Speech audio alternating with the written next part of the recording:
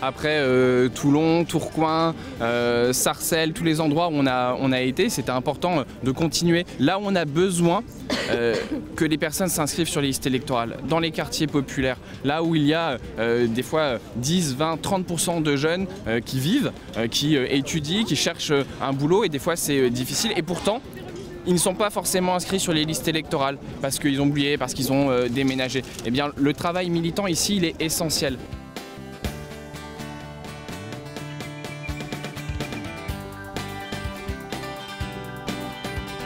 Je ne viens pas pour chercher des voix. Je viens tout simplement pour dire à ceux qui peuvent voter, qui ne sont pas inscrits sur les listes, de le faire. Ils ont jusqu'au 31 décembre. Je regrette qu'il n'y ait pas eu de campagne d'information venant des pouvoirs publics. Ça aurait été plus simple. Et comme il y a une forme d'ignorance des droits, qu'il y a encore beaucoup de jeunes qui pensent qu'ils sont automatiquement inscrits sur les listes électorales, je viens les prévenir. Et je viens aller dans tous les quartiers, et notamment ceux qui ont été déshérités, ceux qui ont été oubliés, ceux qui ont été abandonnés, ceux qui ont été stigmatisés, ceux qui ont été relégués. Voilà ce que je vais faire. Je vais aller voir ceux qu'on appelle parfois les oubliés. Ben moi, je ne les oublierai pas. Nous souhaitons la victoire de Hollande 2012. Hollande à l'Elysée. Hollande à l'Elysée. Nous souhaitons Hollande gagner la victoire.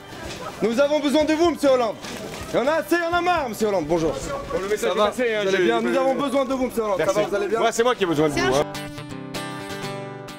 Moi, j'ai dans ma tête toujours le souvenir du 21 avril 2002, hein, où le Front National s'était invité au second tour, dans les conditions que l'on sait. Marine Le Pen essaye d'utiliser le désarroi de tous ceux qui se sentent écartés, qui doutent de l'avenir. Son père ne faisait pas différemment. Il avait toujours essayé de prospérer sur le terrain de la peur, de l'angoisse, de la haine de l'autre. Moi, je ne fais pas de distinction entre le discours de Madame Le Pen aujourd'hui et celui de son père. C'est une transmission, si je puis dire. Et puis, il faut voir aussi quelle catégorie elle représente.